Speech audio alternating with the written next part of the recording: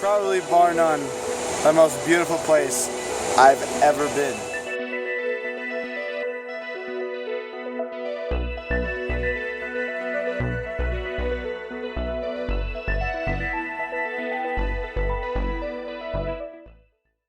I'm John, and in my life, I've jumped headfirst into a lot of crazy adventures, whether that was rock climbing, rappelling down waterfalls, freediving with sharks, or even deep dives. But exploring the wilds and being outdoors has always been a cornerstone of my life, which is why, in a pre-COVID world, when I got the opportunity to go explore the Canadian Rockies, I couldn't say no. I traveled across the country, met up with one of my closest friends, Patrick, and we explored Jasper National Park. We got to hike through cathedrals and mountains, cool off in beautiful rivers, explore some of the largest and most beautiful waterfalls I've ever seen, and even got to explore one of Canada's glaciers. We got to disconnect in one of the most amazing Canadian landscapes, and this was our journey. So come experience it with us. We're at the base of waterfalls, or actually kind of up on a cliff from them. We just probably spent about an hour or so climbing up and down. Such an amazing place, the raw power, and you can feel the breeze blowing off and the mist and the water, and it's all absolutely stunning. Just finished cooking, and it's time to sit down and enjoy some grub. Because this piece is of us really exploring the waterfalls and there's not a whole lot of conversation, it would be cool to have Patrick on here to actually kind of discuss how he was feeling and kind of what the experience was like for him. Jasper was this crazy time for both of us, and it was, at least for me, and I'm pretty sure for you, the tail end of the largest journey you've ever been on in your life. At the time, yeah, of course. Since I was out west, I figured I can't be out west without going to the Rockies. I'd been once before, many years prior, but I couldn't take up this opportunity to go back to the beautiful Rocky Mountains, and who better to do it with than my buddy John. So called him up, got that done, and it was a blast. What was it like when we first started on that trail, knowing that we had 60 plus kilometers to do over 4.5 days with 40-pound packs on our back? Like, were you nervous at all?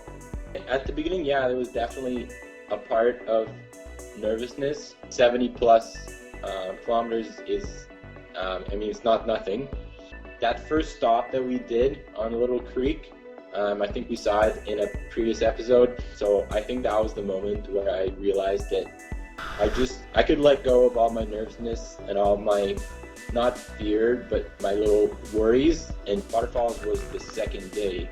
And like the first day we went to a glacier, but it wasn't really part of the trail. But inside of the trail, the first night was Waterfalls. And that was kind of like the first mini adventure we'd been on. And at the time, I didn't expect every day to have this little mini adventure. So at the time, I didn't really realize how important having those mini adventures were. But now, in retrospect, I realize that having those small little outside activities, like the waterfalls, like the little mountain, just make the whole journey so much more better. When we first got to Waterfalls Campground at the end of a super long day, which turned out to be nothing relative to the days to come, but still, that sense of being completely free and not having any rules to follow and not having any, as I mentioned, guides or even guardrails to tell you can or cannot go. That was one thing that we had at the glacier that we didn't have at the waterfalls. In the video that you guys saw earlier, at the end I said that the glacier would be hard to beat because the adrenaline rush, but the waterfalls was adrenaline rush for just way longer and so many more possibilities, and just there was more of an adventurous side to splashing around in the waterfalls. I explored one possibility, you explored the other, but there are millions of other possibilities, and that's the beauty of the area, and in particular of the waterfalls we were in. There's some small waterfalls, big waterfalls, some big pools of water, some small pools of water, some rocks that are sturdy, some rocks that aren't sturdy, some branches you have to go across. I saw John almost kill himself trying to get across the branch. He did make it, fortunately, for many reasons, but I didn't want to have to carry his pack all the way back. Yeah, and I mean, that's exactly what I was going to say. It's like that space, that specific waterfall at that specific time is something that is unique in and of itself. How did you actually feel coming to the top of these waterfalls? A lot of people will look at it as just the physical falls, but in reality, it was its own journey. And how did it feel to actually like culminate that journey? I saw the waterfalls as like an adventure.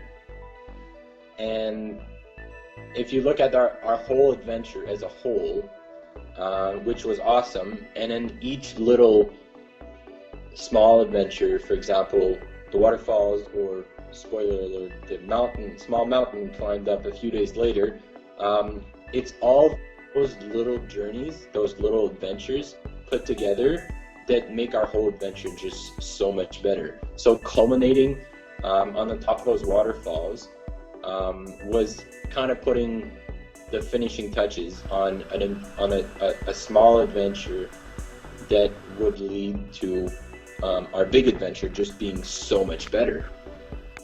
And like, you know, these big rock faces that you scramble up, and you're standing in the middle of the stream and you're crossing logs, and it's just absolutely, probably bar none, the most beautiful place I've ever been.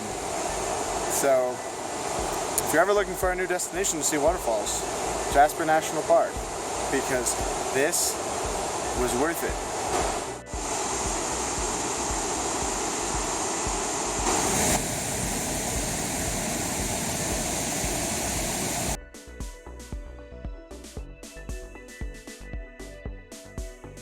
Morning of day 3, just put on some water for some oatmeal and some coffee. Can you hear us?